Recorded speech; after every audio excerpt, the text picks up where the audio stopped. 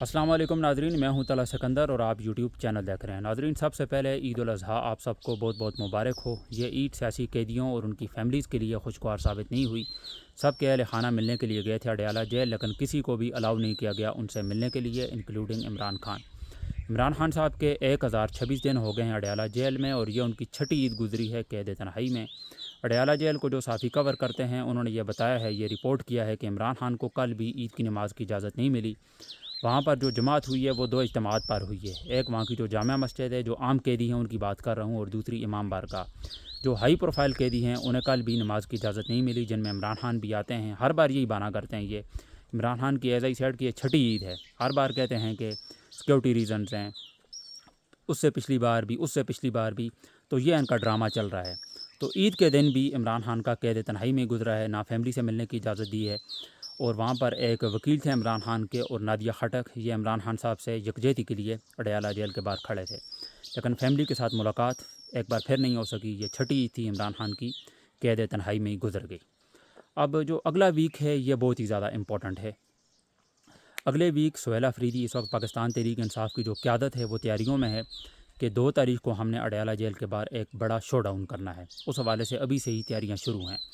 ये चीज़ मैं आपको बाद में बताऊंगा। उससे पहले शहबाज शरीफ ने जो कॉल्स की हैं, जो ईद मुबारकें दी हैं सबको, उस हवाले से मैं आपको बता देता हूँ।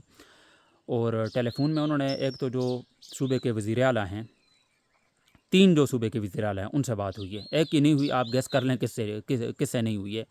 वो हैं सुहेल अफरीदी, जो के पी के वज़ीर आला है। हो सकता है उन्होंने कोशिश की हो, लेकिन उनसे मुलाकात नहीं हुई।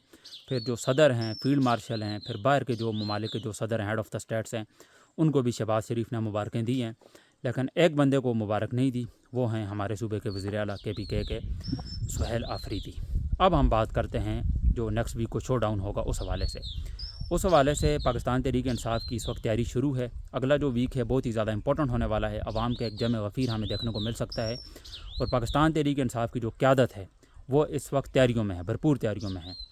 इस वक्त अंडर प्रेशर भी है, क्योंकि ईद का मौका है, और इस मौके पे भी इमरान खान की फ़ैमिली को उनसे मिलने की इजाज़त नहीं मिली। इमरान खान की बहनें भी अगले जो वीक हैं वो अडयाला जेल के बाहर होंगी, और सुहेल अफरीदी और जितने भी MNAs और MPAs हैं, पार्लियामेंटेरियंस, ये भी वहाँ मौजूद होंगे। अब ख़बरें ये आ रही हैं कि कुछ MNAs और MPAs हैं वो सुहेल अफरीदी के ख़िलाफ़ हैं। अब सुहेल अफरीदी का ये काम बनता है कि वो फ्रंट से लीड करें। लास्ट वीक आपने देखा ही था जिस तरह की सूरत हाल हमें 26 नंबर चौकी पे देखी।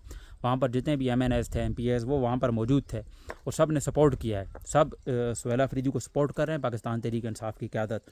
अब सुहेल अफरीदी का ये काम बनता है कि वो फ्रंट से लीड करें और ये वाला जो शो डाउन होने वाला है इसको कामयाब बनाएं। अब पिछली बार की तरह फिर भी रोका जा सकता है। इस बार मैं चाहता हूँ कि इस चीज़ को ये आगे कंटिन्यू रखें और यहाँ पर ये रुकें ना, क्योंकि बात यह है कि अगर ये रुकेंगे उसके बाद फिर ये ड्रामा चलता रहेगा। हर हफ्ते वो आएंगे, आपको वैसे ही भेज दिया जाएगा, कारकुनान को भी ज़ख्मी करेंगे। तो इससे अच्छा ये है कि आप एक मज़बूत स्टेप लें और इस बार आप पीछे हटने का नाम एटलीस्ट ना लें। ये जो शो डाउन है इससे काफ़ी ज़्यादा उम्मीदें भी हैं आवाम को, और इमरान खान साहब की बहनें भी वहाँ मौजूद होंगी, और जितने भी MNAs और MPAs जो कहते हैं कि वो आपके ख़िलाफ़ हैं उन्हें भी आप इकट्ठा करें। पाकिस्तान तहरीक इंसाफ की क़यादत, इस वक्त पाकिस्तान की आवाम आपके साथ है, आपको सपोर्ट कर रही है। तो आपका ये काम बनता है। अली अमीन गंडापुर KPK की आवाम खुश नहीं थी, पाकिस्तान की आवाम खुश नहीं थी। इमरान खान की ज़मानत के हवाले से उन्होंने कोई इक़दाम नहीं उठाए थे, इसलिए इमरान खान ने उसे हटा के आपको KP का वज़ीर आला बनाया है। आप 4 करोड़ आवाम का नुमाइंदा है। हमें इस बात का बिल्कुल बखूबी इल्म है कि पाकिस्तान के अंदर कानून नाम की कोई चीज़ भी नहीं है। लास्ट वीक जो कुछ भी हुआ आपके साथ, उससे पहले आपकी जो खुफिया मीटिंग हुई, ये हो ही नहीं सकता। हालांकि आपने भी इस बात का कहा है कि मेरी कोई भी सियासी गुफ्तगू नहीं हुई है मोहसिन नकवी के साथ। हालांकि एक खुफिया मीटिंग हुई है जिसमें 3 लोग शामिल हैं, 2 अलग अलग पार्टीज़ के लोग शामिल हैं। पाकिस्तान के सबसे जो ताकतवर वज़ीर हैं वो उसमें शामिल हैं। ये हो ही नहीं सकता कि आपकी सियासी गुफ्तगू उनके साथ ना हुई हो और इमरान खान के हवाले से आपकी कोई बात ना हुई हो।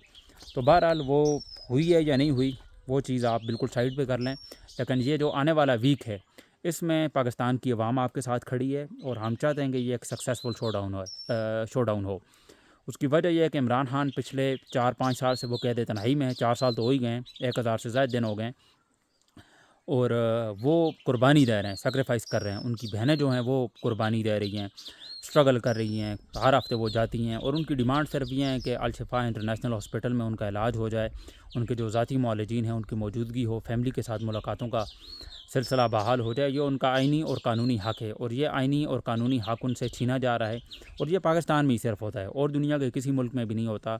किसी भी मुजरिम ने कितना ही बड़ा जुर्म क्यों ना किया हो, उसकी जो मुलाकातें होती हैं हर हफ्ते या वीकली बेसिस पे, वो उनकी फ़ैमिली के साथ या उनके जो अहल खाना होते हैं उनके साथ करवाई जाती हैं। लेकिन पाकिस्तान एक ऐसा मुल्क है और जहाँ का जो निज़ाम है, हाइब्रिड निज़ाम, वो इस चीज़ को मानता ही नहीं है। तमाम कोर्ट्स के ऑर्डर्स मौजूद हैं। हमारे सूबे का वज़ीर आला से पहले 11 बार नाकाम लौट चुका है और उसे मिलने की इजाज़त नहीं मिल रही है। तो ये जंगल का कानून है। इसके पीछे हमारी मिलिट्री इस्टेब्लिशमेंट, जिनका हमारी सियासत में बहुत अहम रोल है, और वो जब से पाकिस्तान आज़ाद हुआ है वो छुट्टी पे नहीं गए हैं और ना ही वो छुट्टी पे जाएंगे। अभी 28 अमेंडमेंट नाफिज होने को है, जिसमें फ़ील्ड मार्शल मुल्क के प्रेसिडेंट बन जाएंगे। सारे इख्तियारात उनके पास वैसे भी हैं। अगर वो प्रेसिडेंट ना भी बने, वो अपने हिसाब से ही फैसले करते हैं, लेकिन उन्हें और पावर चाहिए, इससे भी ज़्यादा। हालांकि पावर है उनके पास, ज़रूरत ही नहीं उन्हें इस सदर बनने की और इस पावर की। हालांकि जो फ़ैसले भी होते हैं वो मिलिट्री इस्टेब्लिशमेंट की मर्ज़ी से ही होते हैं। हमारे मुल्क का जो प्राइम मिनिस्टर है वो जूते पॉलिश करता है, इमरान खान नहीं करता था, इसीलिए जेल में है। तो शहबाज शरीफ डोनाल्ड ट्रंप की भी करता है। साइफ़र के हिसाब के सामने बैरूनी इंटरफेरेंस थी इमरान खान की हुकूमत को गिराने के लिए। तो बड़े जो है इन्होंने हरबे इस्तेमाल किए हैं कि इमरान खान किसी तरह हार मान जाएँ, गिव अप कर लें। इमरान खान जो है वो गिव अप का नाम नहीं ले रहे, उन्होंने हार मानी नहीं है, इस मौजूदा निज़ाम को मानना नहीं है। तो अभी शहबाज शरीफ ने भी पिछले दिनों काफ़ी ज़्यादा कॉल्स की हैं सुहेल अफरीदी को कि इनके साथ कोई मुलाकात हो जाए, लेकिन यह है कि कोई लाया अमल नहीं है। इनके साथ मुलाकात को कोई फ़ायदा नहीं है। वो इमरान खान कहते थे ये एक तो पढ़े लिखे नहीं है, दूसरा कोशिश भी नहीं करते। तो घटिया सोच है इनकी। तहरीक साज दौरे कर रहे हैं पिछले 4 साल से, वही लगे हुए हैं। आवाम को एक ज़रा कोई रिलीफ़ नहीं हुआ इस बात से कि इन्होंने जो तहरीक साज दौरे किए हैं, कभी स्विट्ज़रलैंड, कभी ऑस्ट्रिया, अभी चाइना गए हुए हैं, कभी तेहरान, दूसरे के मामलात ये संभाल रहे हैं और उन्हें ये ठीक करेंगे, एक सालसी का किरदार अदा कर रहे हैं। अपना मुल्क इनसे ठीक नहीं हो रहा, जंग किसी और की लगी हुई है, महंगाई यहाँ पर हो रही है और आवाम का ये खून चूस रहे हैं, आवाम का जीना हराम किया हुआ है। और ये इसी तरह चलता रहेगा, तब तक चलता रहेगा जब तक पाकिस्तान की आवाम के जो ज़मीर हैं वो सोए हुए होंगे, वो बाहर नहीं निकलेंगे।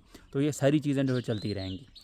एक और अहम डेवलपमेंट है, वो है गिलगित बल्तिस्तान के इलेक्शन, जो कि 7 जून को शेड्यूल हुए हैं। उसमें भी आपको इस बात का पता है कि पॉपुलरिटी का लेवल पाकिस्तान तहरीक इंसाफ का, वहाँ पर मसला ये है कि मामलात ये चल रहे हैं कि जो सिंबल हैं, जो इंतखाबी निशान हैं, वो आगे पीछे होंगे।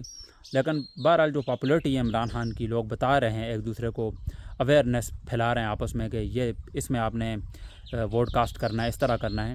तो वो तो आगे हम इंशाल्लाह इस हवाले से बात भी करेंगे, आपको इस हवाले से पूरी जानकारी देंगे जब ये इलेक्शन शेड्यूल होंगे। 7 जून को ये शुरू होंगे, तो हमें इस बात का पता है किस तरह का रिज़ल्ट आना है। लेकिन उसमें भी यह है कि इधर धांधली इतनी ज़्यादा है, मिलिट्री इस्टेब्लिशमेंट है ऊपर, तो काफ़ी सारी जो है चीज़ें आगे पीछे हो सकती हैं। तो 2 नंबरी इस मुल्क में है और एक मैं कहूँगा गलीज़ डिपार्टमेंट है। एक नहीं है, जितने भी मिलिट्री इस्टेब्लिशमेंट है और इन्होंने जो सिविलियन अदारे हैं उनके ऊपर भी कब्ज़ा किया हुआ है। वहाँ के भी जो हेड ऑफ़ द स्टेट है, यूनिवर्सिटीज़, एजुकेशन से लेके हर मैदान में ये कूदे हुए हैं। सिर्फ मुल्क की सरहदों की हिफाजत नहीं करनी, दहशतगर्दी कंट्रोल इन्होंने नहीं करनी। बलोचिस्तान में जो वाक़या हुआ उसकी एक ज़रा ये बात तक नहीं करते। ये कह रहे थे एक SHO की मार, ये जो मोहसिन नकवी है, बेगैरत जलील इंसान, घटिया इंसान, ईवा सेंग के, ये सिर्फ एक SHO की मार है, हम इन्हें कहीं का भी नहीं छोड़ेंगे। एक SHO की मार। दूसरी बार उन्होंने जाफ़र एक्सप्रेस को टारगेट किया है और इस बार भी बच्चे और ख़वातीन, कितने लोगों को उन्होंने टारगेट कर दिया है। आपको ज़रा भी शर्म नहीं आई? आप जो है लगे हुए हैं अपने काम में, कभी तेहरान, कभी यहाँ लोकल जो मसले हैं उस हवाले से आपकी कोई दिलचस्पी नहीं है सुनने की भी, और ना आप सुनते हैं। तो यह कुछ डेवलपमेंट्स थी, मैंने कहा आपके सामने रख दूँ। कल ईद थी, इस वजह से मैं व्लॉग नहीं कर सका। हम गाँव में हैं, आपको पता है ईद के मौका पर कितना ज़्यादा काम होता है, तो इस वजह से मैं व्लॉग नहीं कर सका। तो आज मुझे अभी थोड़ा सा मौका मिला है, हमने अभी भी कुर्बानी करनी है एक और, तो मैंने कहा है कि मैं आपको पहले जल्दी से ये जो मौजूदा सियासी सूरत हाल है इस हवाले से अपडेट कर दूं। आखिर में आपसे रिक्वेस्ट है कि मेरे काफ़ी सारे जो व्यूअर्स हैं वो देखते ज़रूर हैं, ना वो सब्सक्राइब करते हैं, ना लाइक करते हैं। तो आखिर में आपसे जस्ट हम्बल रिक्वेस्ट है, मैं सच की आवाज़ ही आप तक पहुँचाने की कोशिश करता हूँ। हकीकत पर मबनी जो मेरा एनालिसिस होता है वो मैं आप तक पहुँचाने की कोशिश करता हूँ। तो आखिर में आपसे रिक्वेस्ट है कि आप मेरे चैनल को प्लीज़ सब्सक्राइब ज़रूर कर लें, हमारी ऑडियंस गेन हो। और ये सच की आवाज़ जो है ये हम पूरी दुनिया तक फैलाना चाहते हैं, पूरी दुनिया को ये बताएं कि पाकिस्तान के अंदर इस वक्त क्या चल रहा है और जंगल का कानून है, ये सारी हकीकत जो है वो हम बताना चाहते हैं, ताकि कहीं से भी कोई तो इंसाफ की आवाज़ जो है उठे। तो अब तक के लिए इतना ही। आखिर में यही है कि अपना ख्याल रखिएगा और अपने अहल खाना वालों का ख्याल रखिएगा।